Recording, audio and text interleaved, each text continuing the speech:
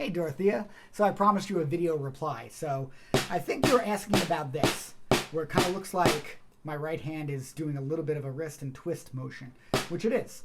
Now to get into that, there's actually a very interesting story behind it. Now when I first started learning how to play drums, I learned like everybody else, where you do the straight line between your elbow and the tip of the stick. And that lends itself to the wrist and the fingers, and you get some good speed, and that's how you play. So the challenge was, as I got out of college, I hit kind of a speed ceiling where I just, no matter what I did, no matter how much I practiced, I couldn't get any faster. So one day when I was teaching in my studio, I came across another teacher who was renting space in the same studio. And he had just tremendous singles. His hands were blazing fast. So I said to him, I was like, man, what do I got to do to get hands like that? Like, your hands are so fast, and I practice my butt off, and I can't get as fast as that. And he was like, dude, go to this guy.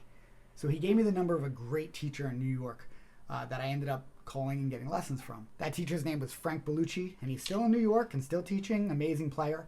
But I got his information. I went to him for my very first lesson, and I explained that to him. I said, listen, Frank, I think I hit some kind of a genetic ceiling, like a genetic potential in terms of how fast I can go, and I wonder if there's a way to beat it.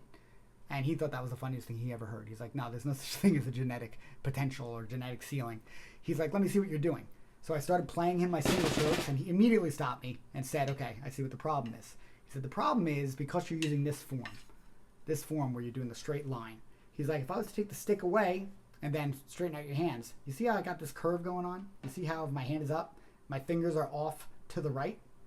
He's like, basically that's unnatural, and you're creating the tension point right here. He's like, your hand wants to do this. This is natural. Like when you're waving to somebody, hi, it's nice and straight. So basically it's from the elbow to the middle finger. That's the straight line that you want to be focusing on. When you do that, it puts the stick at this angle, okay? Now, this he called the natural German form. And the problem with this form is that if you bend the wrist back, you don't get a very big arc on the stick. This is as far as the wrist will take you. So the rest of the way is the twist, just like in traditional grip, okay? So it's twist and wrist. And if you notice, the stick comes up over my shoulder. It doesn't come towards my eyes like it does in this form. It comes out here. And when you practice that, especially when you practice full strokes, or what Don Camilleri calls free strokes, you see how it's like a little bit of wrist, a little bit of twist, and comes back up to that position. This really opens up the arc of the stick and allows you to achieve that natural, relaxed form.